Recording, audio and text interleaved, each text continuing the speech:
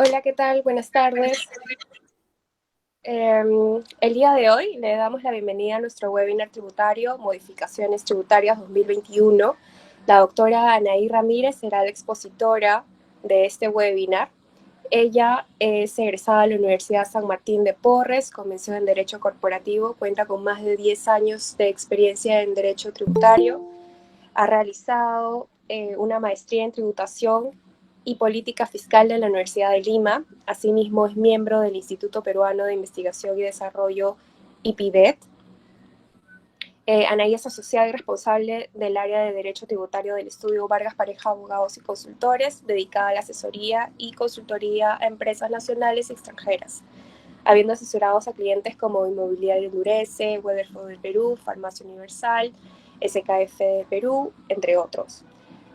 Queremos darle la bienvenida a las nuevas empresas que se encuentran el día de hoy con nosotros. Y no se olviden de seguirnos en nuestras redes sociales. Estamos en LinkedIn, Facebook, Instagram, Twitter, donde encontrarán todas nuestras alertas, boletines y los anuncios de nuestros próximos webinars legales. Ahora dejo con ustedes a la doctora Anaí Ramírez. Gracias, Jackie, por la introducción. ¿Cómo están? ¿Qué tal? Buenas tardes. Bienvenidos nuevamente a este webinar que hemos preparado en el área tributaria. ¿Cómo estás, Analí, Agurto, Carlos Chihuán, César, Cintia Tello, Diego Bonilla? ¿Cómo están? Buenas tardes a todos los que se encuentran hoy en día en este nuevo webinar, ¿no? Efectivamente, nosotros el día de hoy hemos considerado tocar este tema de las modificaciones tributarias 2021 a consecuencia de esta normativa pues que se ha publicado en diciembre del 2020. Si bien es cierto, el sector esperaba una normativa que tenga mucho más temas de fondo, como por ejemplo alguna modificatoria en el tema de las pérdidas tributarias, ¿no? Como consecuencia de esta crisis 2020, algún tema también relacionado al esperado cambio respecto de este límite de los intereses por las reglas de subcapitalización.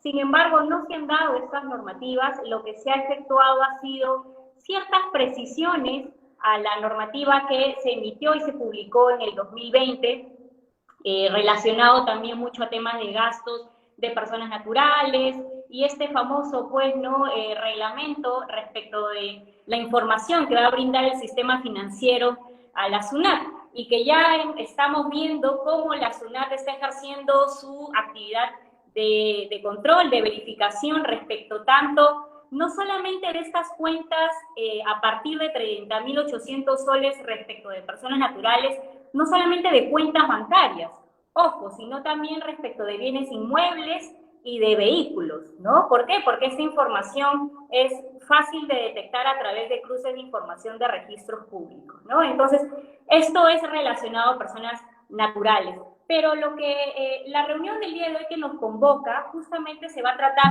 más respecto de las normas que aplican a las empresas, ¿no?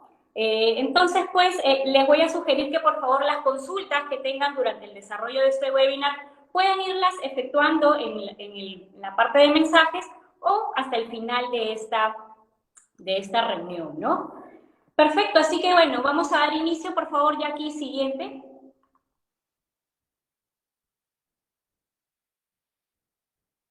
Respecto del impuesto a la renta, ¿qué cambios se han dado respecto de este tema, no? Temas bastante puntuales y, como ustedes sabrán, el tema de la subcapitalización, este límite a los gastos por intereses. ¿Ha existido algún cambio? Pues ya esto se emitió desde el 2018, se estableció un nuevo límite tanto para el ejercicio 2019 y 2020 y ahora tenemos el límite de 30% del EBITDA, ¿no? Ojo que es un EBITDA tributario, no es un EBITDA financiero, ¿correcto? Cuando la norma precisa a qué se refiere con un EBITDA tributario, bueno, no define que es tributario, pero se sobreentiende, es justamente a la renta neta, luego de compensar las pérdidas más los intereses netos, depreciación y amortización, ¿correcto? Entonces, me indican que el límite para este año es 30% del EBITDA del ejercicio anterior. O sea, ustedes tendrían que tener ya establecido cuál es ese EBITDA del 2020, ¿correcto? ¿Cuál es el problema respecto de esta norma y que se esperaba un cambio? Pues no, y que lamentablemente no ha salido y que ya es lo que se aplica para todo este año, porque ustedes saben que el impuesto a la renta es un impuesto anual. Entonces, todo el año 2020 las empresas pues es altamente probable que van a arrojar pérdidas. En este contexto, si yo aplico sobre una base que tengo un resultado negativo el 30%, ¿cuál va a ser el monto? Pues igual a cero, con lo cual equivale a que si yo no tengo una utilidad, no voy a poder deducir esos intereses, ¿no? Este es el grave problema que al parecer no pudieron modificarlo, ¿no? Pero es lo que tenemos ahora. Pero algún salvavidas podemos tener, me pueden preguntar. Y bueno, la norma establecida también en el reglamento, lo que me indica es que estos límites por gastos de intereses, estos intereses, no es que si en un ejercicio no los deduzco, no los puedo deducir en el siguiente año. Sí, la norma me permite hasta en 4 años siguientes como máximo. Pero siempre en cada ejercicio debo de tener en cuenta 30% del EBITDA del ejercicio anterior, ¿no? Entonces, lo importante de ustedes acá es que tienen que ya determinar efectivamente ese EBITDA y con ello previamente la renta neta, considerando las normativas tributarias vigentes. Por ejemplo, si es que esta renta neta se ha determinado bajo el criterio del principio del devengado tanto para ingresos como gastos, ¿no? Devengado jurídico-tributario, digámoslo así que lo han denominado, ¿no? ¿Por qué? Porque esta es una normativa establecida en una ley tributaria y que en algunos puntos difiere un poco de la NIF 15, ¿no? Ha tomado ciertos aspectos, pero entonces siempre igual hay que hacer esa conciliación, tanto de la normativa financiera como de la normativa tributaria. ¿Podría haber alguna diferencia? Podría existir. Todo va a depender de lo que específicamente digan los contratos, ¿correcto? Para determinar el correcto devengamiento tanto de ingresos como gastos.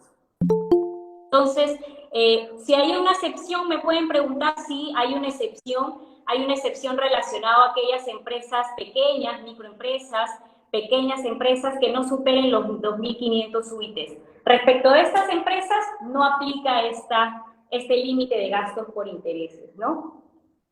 Y una precisión que hizo la norma, sí, ahora en diciembre del 2020, fue relacionada a aquellas empresas que inician sus actividades en el 2021.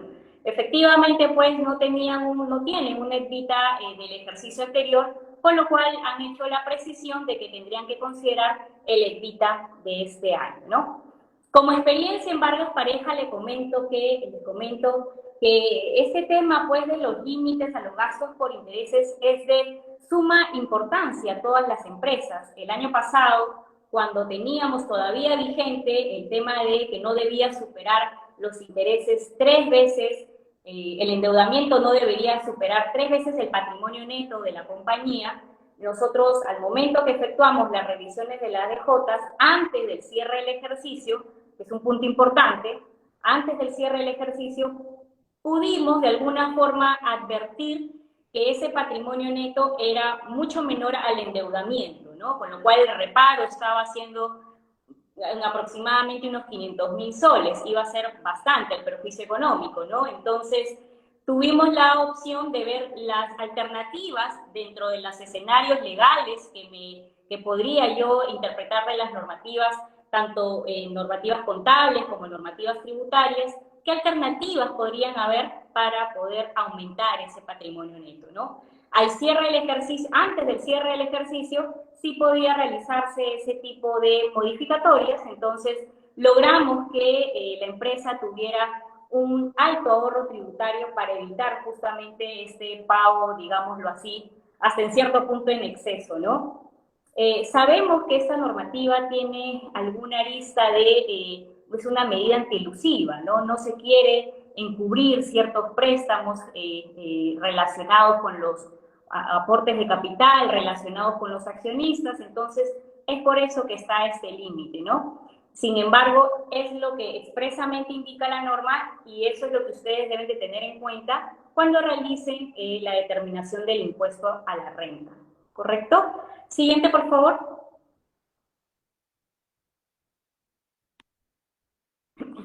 Perfecto, el régimen especial de depreciación.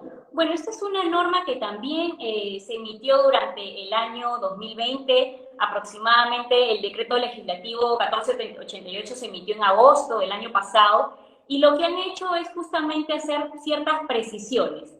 En este régimen especial de depreciación, lo que se emitió, se publicó, es que las adquisiciones de bienes, de ciertos bienes, efectuados durante el 2020 y 2021, iban a tener una nueva tasa de depreciación tributaria, ¿correcto?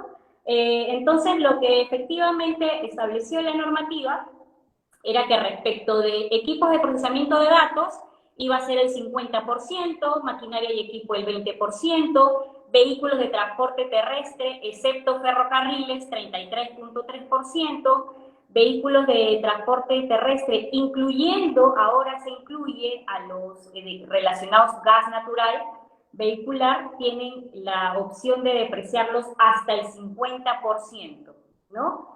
¿Cuál es la modificatoria o la precisión que han hecho ahora en diciembre? Que respecto de estas máquinas tragamonedas, no se van a incluir, perdón, respecto de los equipos de procesamiento de datos, no se incluyan a las máquinas tragamonedas, ¿correcto? Entonces, era una de las dudas que tenía ese sector.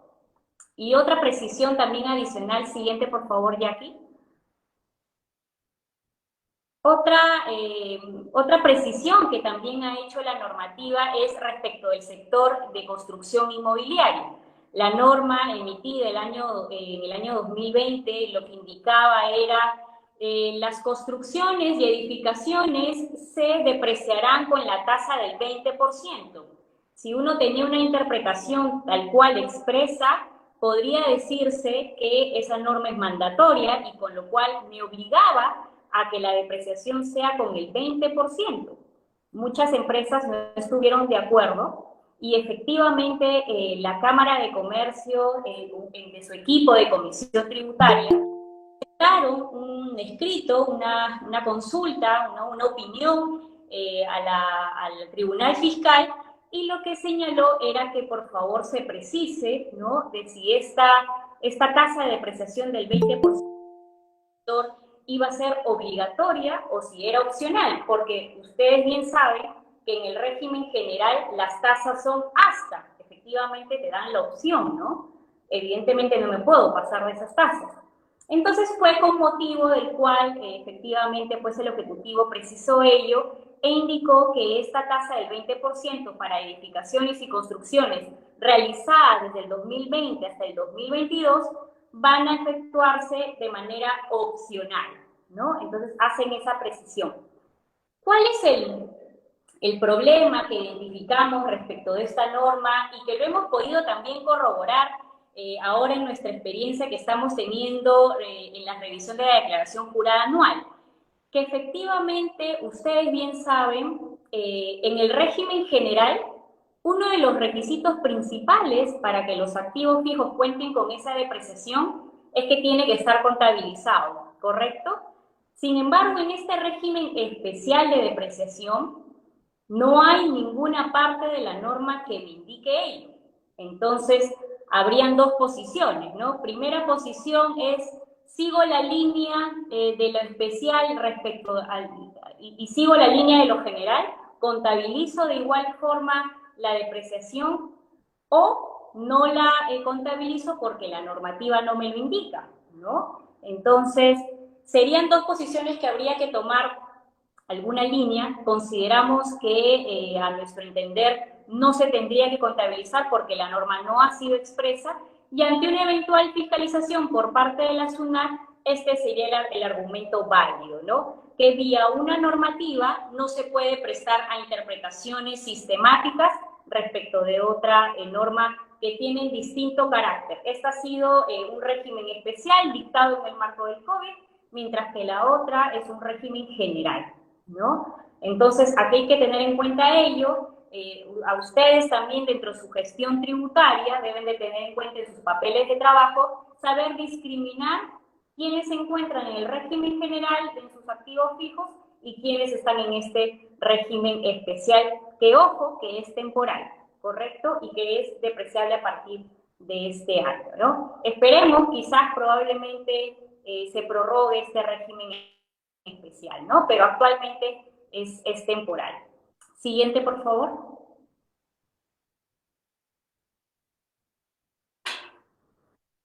Bueno, hasta aquí fueron los temas relacionados a la normativa respecto del impuesto a la renta. Como hemos visto, temas bastante básicos, no hay mucha normativa de fondo, digámoslo así. Pero entonces, ¿cuáles han sido o cuál ha sido, sí, una de las normas más importantes que ha esperado el sector agrario, ¿no? ¿Cuáles han sido esos beneficios que se han brindado? Ustedes sabrán que en diciembre del año pasado, pues ya iba a vencer esta norma, ya estaba justamente por darse el vencimiento del plazo que estaba establecido, entonces quedaban 2 días respecto de la normativa anterior, al menos para efectos de la parte tributaria, que es motivo que nos convoca.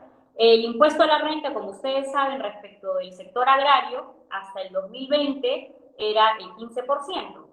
Si esta norma no se extendía y simplemente culminaba esta norma, a partir del año 2021 ellos iban a tributar con el 29.5%, como cualquier régimen general, ¿no? Adicionalmente, también se iban a terminar los beneficios laborales que en dicho régimen se establecían. Motivo por el cual justamente pues salieron estas marchas, todos los trabajadores, los más interesados, originó estos revueltos, ¿no? En la parte sur de este país, con lo cual pues el Poder Ejecutivo, tanto como el Legislativo, tuvieron que a las carreras, de alguna forma, ¿no?, emitir una norma. Y así que esta es la norma que tenemos. Se emitió el nuevo régimen agrario a través de la Ley 31.110, en el cual se ha tratado tanto de beneficiar en base a la normativa anterior con la actual, ¿no? Entonces, por ejemplo, si ustedes me preguntan, Anaí, ¿a quiénes le aplican esta normativa?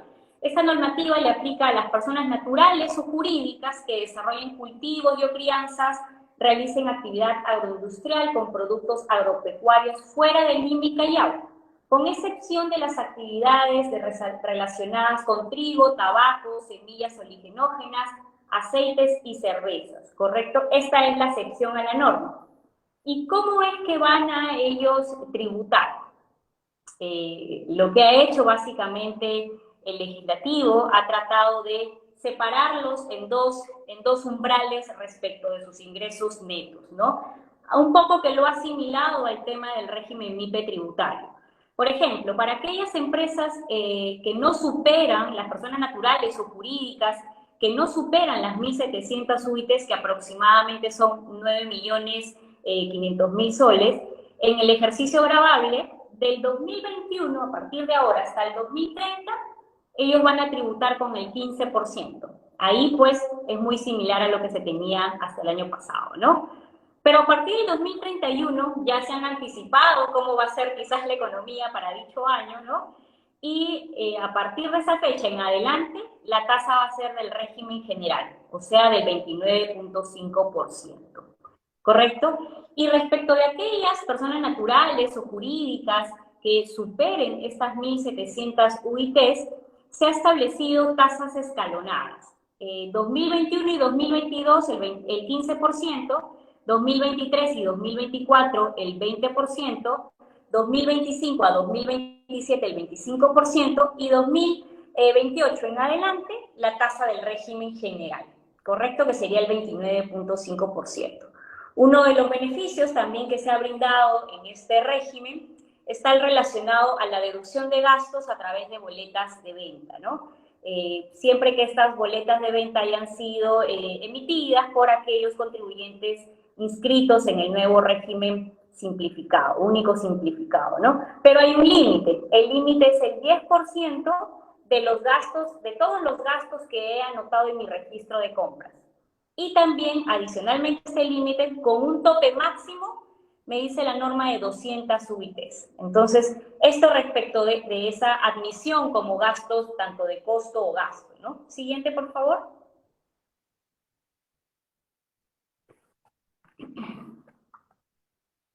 Y respecto de los pagos a cuenta, bueno, como ustedes saben, en el régimen general existe este comparativo que hay que efectuar del 1.5%, ¿no? Entonces, lo que me establece también la normativa en el artículo 85 de la Ley del Impuesto a la Renta es, ¿qué pasa si no tengo ese impuesto calculado del ejercicio anterior o del ejercicio precedente al anterior para poder hacer pagos a cuenta? Pues la normativa en el aspecto agrario me ha indicado, ok, en ese supuesto vas a utilizar entonces pagos a cuenta relacionado a quienes aplican el 15%, el 0.8%, el 20%, el 1%, el 25%, un pago a cuenta del 1.3%, y quienes estén en la tasa del régimen general, un 1.5%, ¿no? Adicionalmente, también me ha indicado que hasta el 31 de diciembre del 2025 voy a tener una tasa de depreciación anual del 20%, para aquellas inversiones en obras de infraestructura hidráulica y obras de riego. Otro beneficio adicional es que también van a poder ser partícipes de lo que es el régimen de recuperación anticipada del IGB. Esto es algo bastante importante también.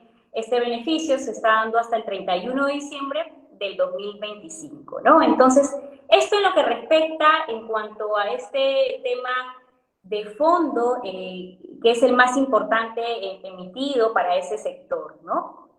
Siguiente, por favor. Lo que respecta a las devoluciones del ITAM. Efectivamente, pues durante el año pasado, el 2020, muchas empresas probablemente no han logrado consumir el ITAM, y como ustedes bien saben, solamente se tiene dos vías respecto a un ITAM del ejercicio, ¿no? Que sea consumido en los pagos a cuenta o solicitar la devolución, porque lamentablemente no lo puedo utilizar para el ejercicio siguiente, ¿no? Entonces, en este contexto, lo que ha efectuado el Ejecutivo a través de la Ley 31104 es admitir con mayor celeridad estos trámites para que la SUNAT haga esta devolución en 30 días hábiles, ¿no? Lo que anteriormente era 45 días hábiles. Y lo que me indica es que en el supuesto que no la SUNAT, pues efectivamente podrá darse por aprobada la solicitud, con responsabilidad de la entidad administrativa para que efectúe esa devolución mediante abono en cuenta, ¿no? Siguiente, por favor. Otro punto relacionado al IGB un poco, ¿no? Es la vigencia de los beneficios y exoneraciones vinculadas con el IGB. Lo que ha pasado es que se han prorrogado hasta el 31 de diciembre de 2021 diversos, ¿no? Por ejemplo, los que se encuentran en el apéndice 1 y 2 de la ley del IGB, y también se ha prorrogado hasta el 31 de diciembre de 2021 la devolución de impuestos que gravan la adquisición con donaciones del exterior e importaciones de misiones diplomáticas. Ahora, respecto de este tema, definitivamente el sector tributario, contable, ¿no? Relacionado a estos beneficios, se conoce en la teoría que uno de los puntos para que se incremente la base imponible y se logre una mayor recaudación por parte de la SUNAT es que de una forma pues se pueda revisar estas exoneraciones para identificar si son válidas estas y se amerita que estas se sigan extendiendo en el tiempo, ¿no?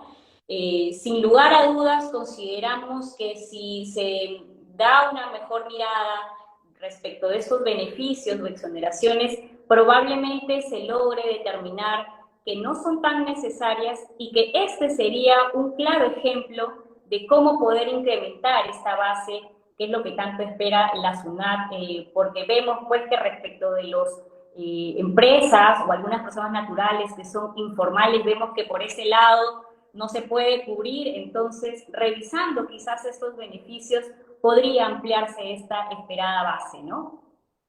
Siguiente, por favor. Se prorroga hasta el 31 de diciembre del 2023 todas las exoneraciones establecidas en el artículo 19 de la Ley del Impuesto a la Renta. Bueno, como ustedes sabrán, en el artículo 19 se encuentran justamente aquellas empresas, entidades sin fines de lucro que tienen como en sus estatutos una finalidad cultural, educativa, religiosa, sociales, ¿no? Entre otras, ¿no? Entonces, como sabemos, el Código Tributario me admite una prórroga de este tipo de exoneraciones cada 3 años, lo que se ha hecho simplemente sin revisión alguna respecto de por qué continuar con estos beneficios, con esta exoneración, simplemente se ha extendido el plazo, ¿no? Ahora, ¿por qué menciono el tema de sin revisión alguna? Pues sin mencionar nombres, sabemos que en el mercado existen muchas entidades sin fines de lucro que realmente las actividades que realizan son lucrativas, ¿no? Y como ustedes bien saben, también dentro de la excepción para justamente logren aplicar este beneficio de que no se encuentre grabado con el impuesto a la renta la actividad que realicen, es que dentro de las utilidades que logren tener en el año, estas no sean repartidas a favor de las personas que las integran.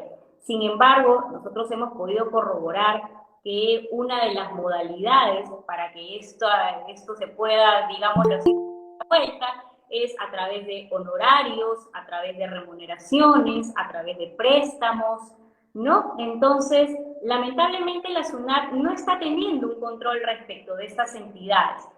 Claro, lo que ellos hacen es revisar que dentro de su listado de empresas, de su padrón de empresas, son entidades sin fines de lucro, saben que han cumplido formalmente, al menos por lo que el estatuto propiamente lo indica, que no deben repartir utilidades, ¿no? Ni dividendos. Entonces, como ya tienen esto establecido formalmente, ellos saben que es una entidad exonerada, que no declara impuestos, y con eso pareciera que se quedara, ¿no? Pero ello no debería ser así. Deberían tener alguna forma de controlar a estas entidades para que se verifique que efectivamente quizás debería levantarse ese tipo de exoneraciones, ¿no? Siguiente, por favor.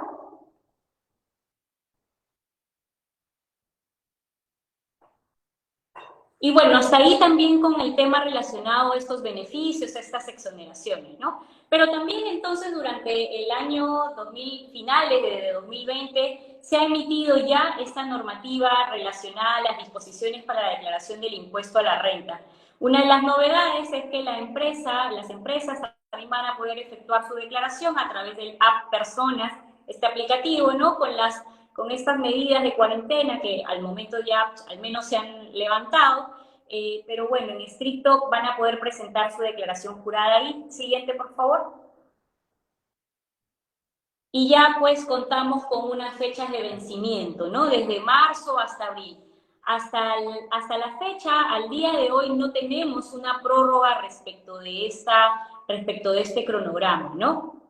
Y respecto de este tema, yo quisiera comentarles, ¿no? Que, por ejemplo, como experiencia en Vargas Pareja, nosotros, a todos nuestros clientes con quienes tenemos tanto la asesoría ilimitada en los temas tributarios, en la asesoría tributaria, como también en la revisión de declaración de impuestos, lo que siempre recomendamos cuando conversamos con los directivos, con los gerentes de las empresas, quienes nos solicitan que veamos la forma de cómo podamos apoyarlos en el contexto de que su caja se vea un poco incrementada o mantener la liquidez de la empresa, es qué medidas pueden optar para que ellos se realicen. Entonces, una de nuestras recomendaciones que siempre efectuamos y que tiene mucho que ver con el compromiso por parte de las áreas contables, del contador específicamente, es que se pueda presentar la declaración jurada o el 31 de enero o el 28 de febrero, antes siempre de lo que vence el cronograma, ¿no? ¿Por qué? Porque en el supuesto que ustedes tengan un saldo a favor del impuesto a la renta, ese saldo a favor va a poder ser utilizado en la declaración jurada mensual respecto de enero que vence en febrero, ¿correcto? Entonces ahí ya se está viendo justo una modalidad para que ustedes tengan mayor liquidez en otros conceptos que puedan tener, ¿no? Otro punto importante es en el supuesto que no quisieran efectuar esa modalidad, sino también poder quizás compensarlo con otros impuestos. Ustedes sabrán que el año pasado la SUNAT emitió en su página web de la SUNAT emitió un formato de compensación con otros impuestos respecto del saldo a favor.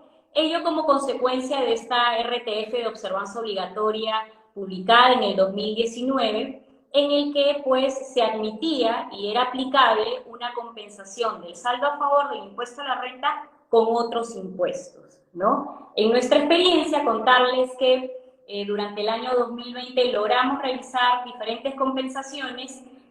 Nosotros esperábamos de alguna forma alguna fiscalización por parte de la SUNAT. La verdad es que este tipo de fiscalizaciones no se logró dar efectivamente. El plazo aproximadamente demoró 1 mes y medio, ¿no? 45 días hábiles, 1 mes y medio, 2 meses en respuesta o en compensarse.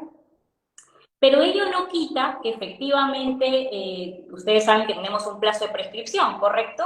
Ello no quita que posteriormente la SUNAT efectúe estas acciones de control, ¿no? Con lo cual las empresas que tengan un saldo a favor deben definitivamente contar con todos sus papeles de trabajo y con los documentos que acreditan, pues, cómo se logró determinar este saldo a favor, probablemente por deducciones tributarias, ¿no? Entonces, hay que contar con todos esos papeles de trabajo, con la documentación pertinente, contratos, órdenes de servicios, sentencias, quizás, respecto de cada concepto que haya conllevado esa deducción tributaria, ¿no? Porque si bien es cierto en el 2020 no hubo estas fiscalizaciones, sabemos por la restricción domiciliaria, sabemos que a partir de este 2021 esa fiscalización sí se está empezando a dar, ¿no? Entonces, eso es un punto importante para que ustedes tengan en cuenta si tuvieran un saldo a favor. Si pueden presentarlo ahora en el el 28 de febrero de este periodo, ¿no? Sería genial para que puedan utilizarlo en su pago cuenta de febrero. Siguiente, por favor. Y bueno, esta normativa respecto de la prórroga de vencimientos del periodo de enero 2021 en zonas con nivel extremo y nivel de alerta muy alto se dio recién a los primeros días de febrero como consecuencia de esta nueva cuarentena pues que se dio en todo el mes de febrero, ¿no? Y lo que básicamente esta norma benefició a aquellos contribuyentes que no superaran los 2.300 UITEX, aproximadamente 9.890.000 soles, que estuvieran ubicados hasta el 27 de enero del 2021 en esta zona, ¿no? Salieron dos normativas porque hubieron dos cuarentenas en los que se reclasificó los departamentos y provincias. Entonces, ¿cuáles eran los beneficios? Se prorrogaba tanto el registro de compras como el de ventas para su presentación en el periodo de febrero, que vence en marzo. Y de igual forma la declaración juradas mensuales, ¿no? Tanto pagos a cuenta, IGB, ITAM, todo ello, periodo de febrero, que vence en marzo, ¿no? Entonces, para estas empresas que lamentablemente, pues sí, según lo que dice el Ministerio de Economía y Finanzas, el umbral de ingresos cubre casi el 90% de empresas en el Perú, ¿no? Mientras que el importe del 10% son las grandes empresas que respecto de ellas no se ha beneficiado. Y sobre ese punto, pues siempre vamos a tener una discrepancia respecto de esta desigualdad que está el Ejecutivo, porque tenemos principios básicos establecidos en nuestra Constitución y uno de ellos es justamente el respecto al principio de igualdad, ¿no? Tratar en las situaciones en las que se encuentra de igual forma a los iguales, ¿no? Entonces, todos estamos en una crisis sanitaria, todos están en una pandemia, ¿no? Tanto el área contable de un PRICO, por ejemplo, como de un MEPECO, se encuentran en restricción domiciliaria, ¿no? ¿Por qué tendría que darse estos beneficios exclusivamente a ellos? Pero bueno, ellos interpretan por el principio de solidaridad, entre otros, ¿no? Así que ahí podría caber algún espacio quizás de algunas medidas constitucionales, demandas constitucionales, que bien se podrían entablar, ¿no? Siguiente, por favor.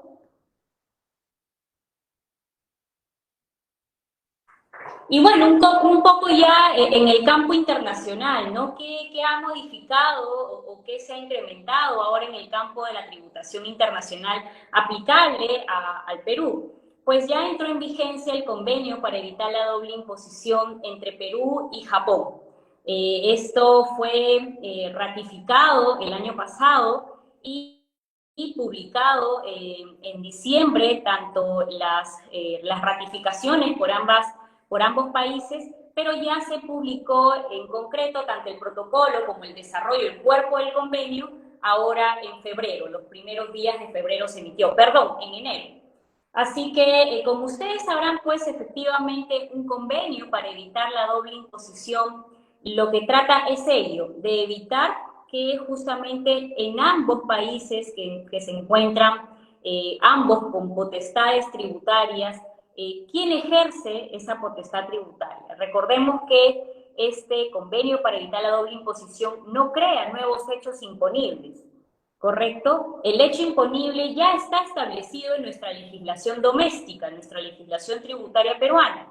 Una vez que yo haya determinado en mi legislación tributaria peruana que ese hecho efectivamente cumple con lo establecido en la norma para ser renta de fuente peruana, recién ahí voy y reviso, verifico lo que es mi convenio para evitar la doble imposición.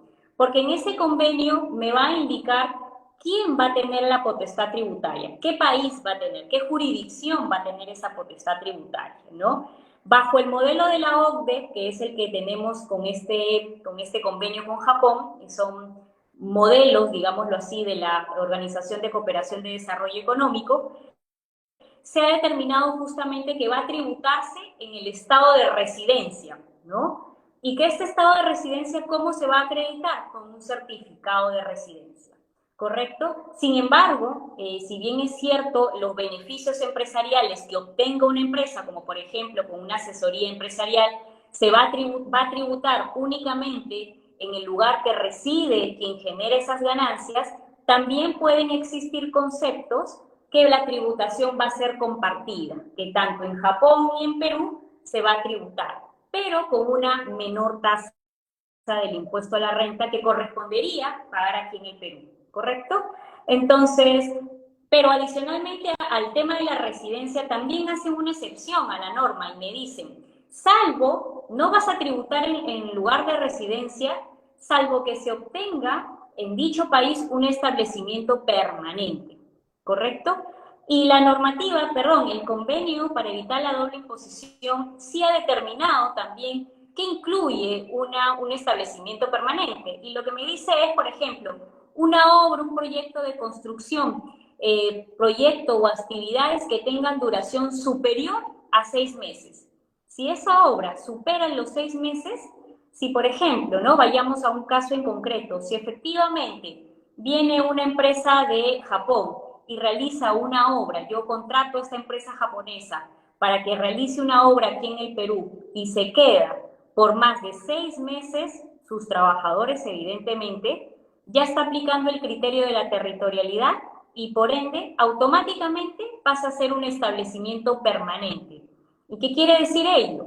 Que ya no entonces va a tributar en su lugar de residencia en Japón, sino que ya va a tributar aquí en el Perú porque se estableció permanentemente, ¿correcto? Y va a tener que tributar como si fuera una empresa peruana, ¿correcto? Entonces ahí habrá que verificar efectivamente cuánto hay que retenerle, pero en este caso ya no estamos hablando de una retención y ahí hay unas distintas posiciones por parte de la SUNAT que hay que tomar pues en cuenta, es si efectivamente le retengo o si al ser ya un establecimiento permanente tengo que inscribirlo en el RUC, tengo que prácticamente estoy contratando con una empresa peruana.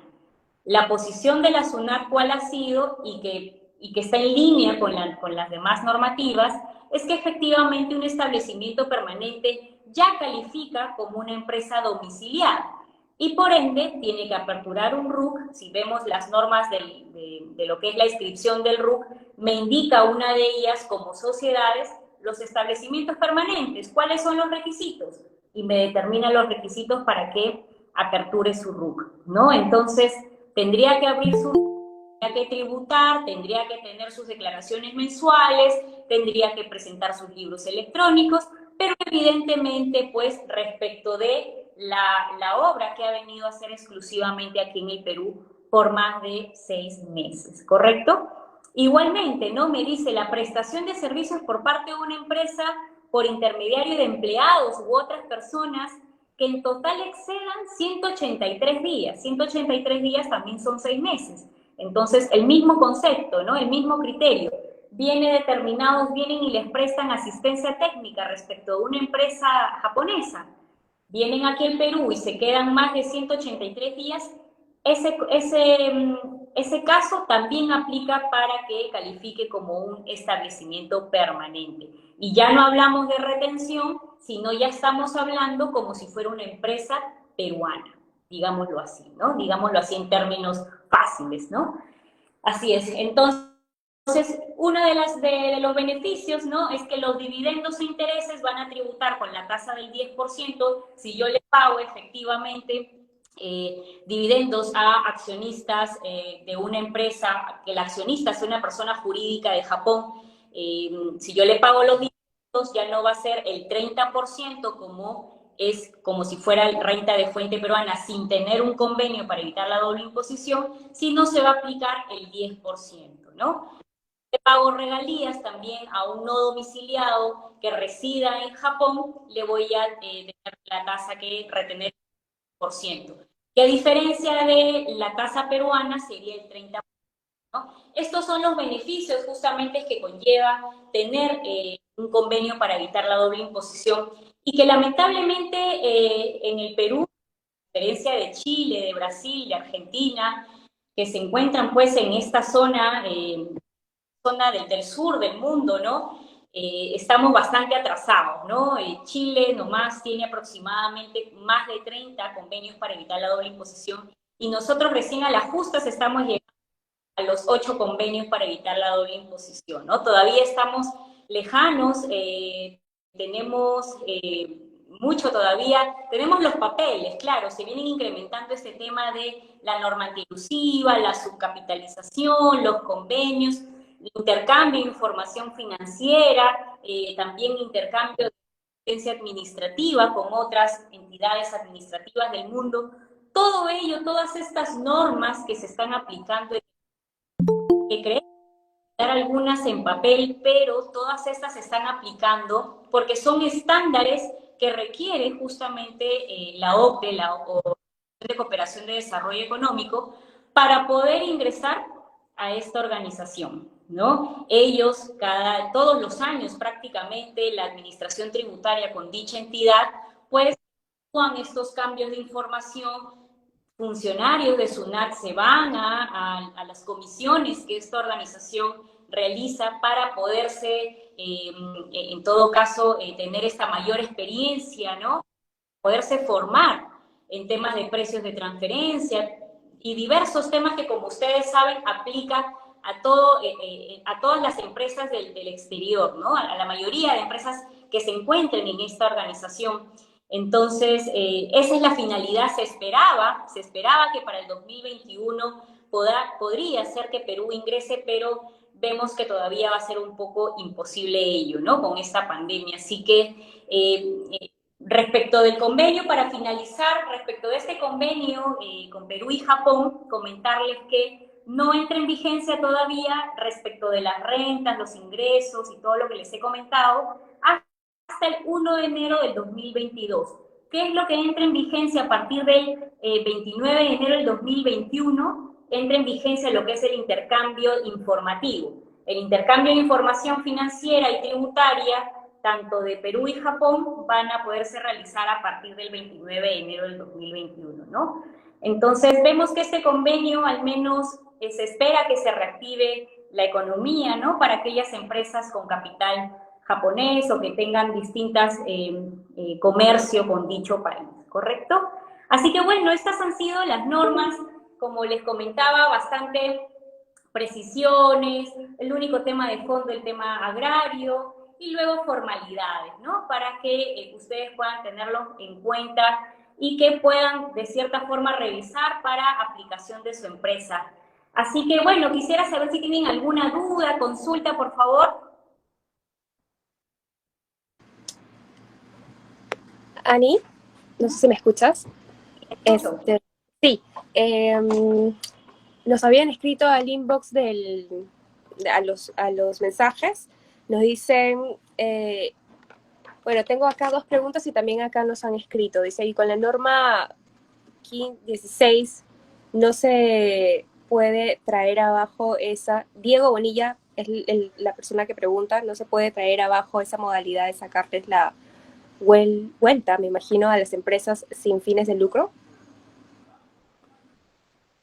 Bueno, esta norma 16, reglamentada y ya puesta en vigor en 2018, respecto a la relación de 2002, es usted realizando eh, Se te esta está norma. escuchando un poquito entrecortado, no sé si todos lo han escuchado bien. O igual si tienen más consultas, si nos pueden escribir al inbox. Sí, a ver, ¿ahora me escuchan mejor? ¿Me escuchan ya aquí? Sí.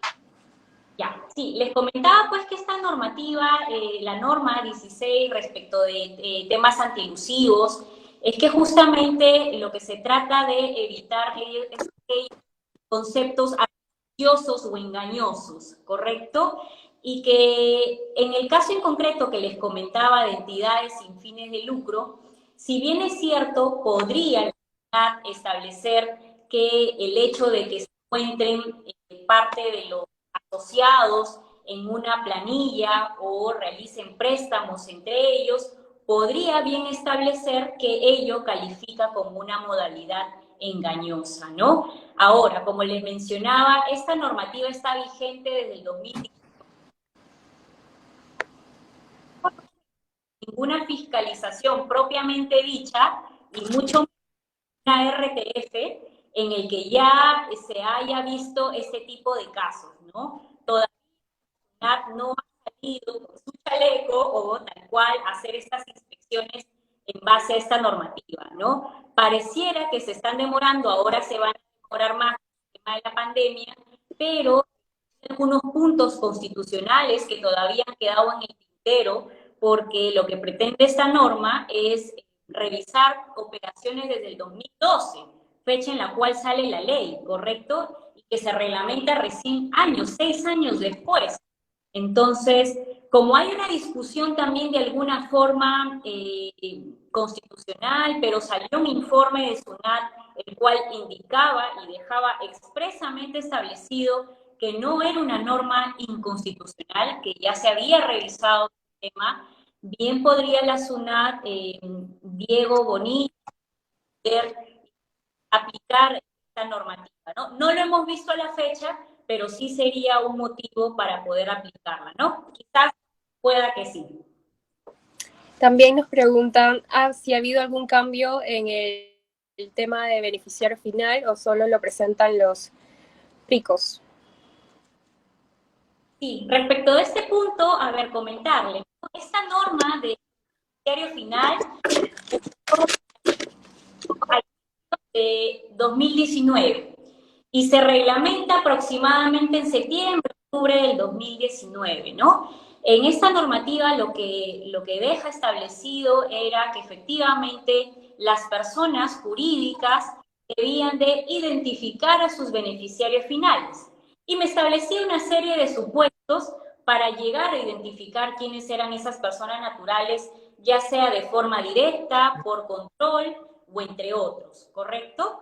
Entonces, esta normativa ya está vigente, tanto a través de una ley y ya se encuentra reglamentada. Los abogados que probablemente se encuentren presentes sabrán que toda ley tiene que cumplir con los supuestos principales y los hechos fundamentales para poder ser aplicada, pero que las formalidades deben estar establecidas justamente en un reglamento. Y en este reglamento se anexó este formulario de identificación de beneficiario final, que en estricto, según lo que dice la norma, debería ser llenado por el mismo beneficiario final. Un poco difícil porque primero hay que identificarlo, ¿no? Muchas veces estas personas naturales, que es el beneficiario final, una persona natural, no una empresa bajo ningún contexto, sino personas naturales, pues muchas veces ni saben de estas normativas, ¿no? Entonces, hay que llenar ese formulario y en ese formulario hay que hacer ese previo análisis definitivamente, pero este formulario es interno, este formulario no se presenta ante ninguna entidad. Lo que sí, las notarías lo están solicitando tanto cuando se constituye una empresa, cuando se modifica estatutos y es un criterios para efectuar algún tipo de operación. Las notarías, ojo, ¿no? Sin embargo, casi a mediados de noviembre, octubre-noviembre, salió también una resolución de SUNAT que obligaba justamente, respecto de presentar esta de beneficiario final. Y en primera línea solo exige a los ricos para que sea presentado en diciembre del 2019. Así que todos los ricos, los principales contribuyentes, han debido de presentar esta declaración informativa a través de la clave SOL en la página de SUNAT. Hoy en día, la gran pregunta es, Anaí, ¿y tengo que seguir modificando, presentando, no? Como les mencionaba, todas están obligadas. La única obligatoriedad formal ante una entidad pública es con la SUNAT los PRICOS, pero ello no quita, ello no dice que las que no sean PRICOS tienen que tener internamente este formulario ya llenado, ¿no? Correcto. ¿Hubiera alguna modificatoria respecto de estos beneficiarios final? Y este es un punto también muy importante. Si hubiera alguna modificatoria, hay que nuevamente efectuar el análisis y volver a presentar la información hasta un plazo de 30 días hábiles, porque caso contrario, tienen ya establecido en la tabla del Código Tributario las sanciones pertinentes, ¿no? También nos pregunta, a ver, César Carmen, ¿la SUNAT ha indicado alguna restricción o de qué forma se manejaría el exceso de intereses del 30% del evita? A ver, ¿de qué forma es el exceso de intereses? Sí, efectivamente, César Carmen, en el reglamento que fue publicado en el 2018, se establece justamente cómo va a ser ese cálculo especial que debe de efectuarse la corrida, el diferimento, digamos, del exceso de ese límite que no ha sido deducible en un ejercicio, ¿no? Lo que no puedo deducir en un ejercicio lo voy a poder diferir hasta en 4 años. Y sí establecido el cálculo en el reglamento de la ley del impuesto a la renta.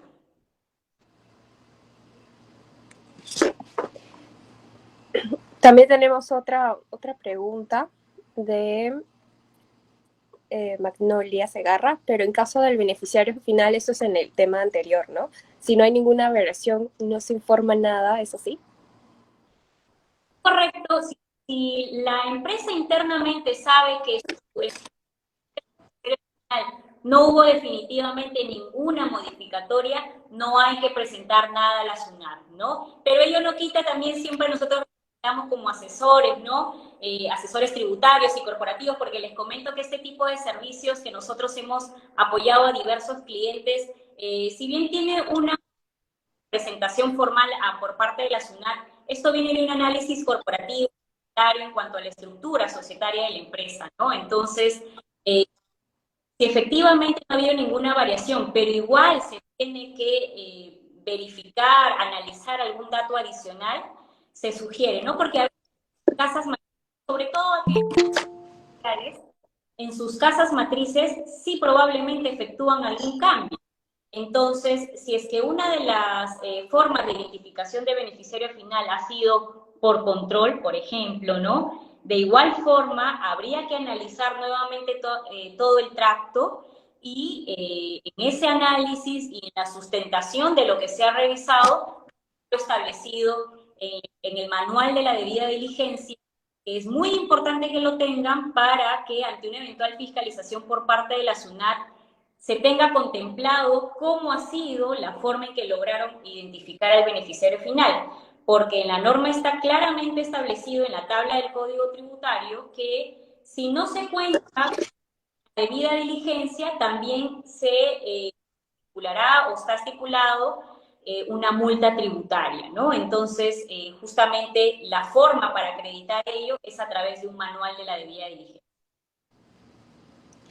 Bueno, si igual tienen alguna consulta adicional, igual vamos a pasar los materiales, las PPTs, para que todos lo tengan presente. Y tienen ahí los teléfonos, los correos de... Gracias, Anaí, por el webinar. Si tienen alguna consulta adicional, pues antes de cerrar Sí. Deidy Villacorta pregunta. A ver.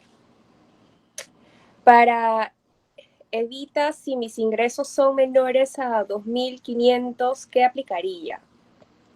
Esa es una muy buena pregunta, te comento, porque una de las excepciones a la norma respecto de este límite es justamente este límite no aplica para aquellas empresas que tienen sus ingresos netos no superan los 2.500 UITs. Entonces, de una interpretación expresa de la norma sería que en este caso no existe límite y esas empresas van a poder reducir sus gastos financieros, ¿no?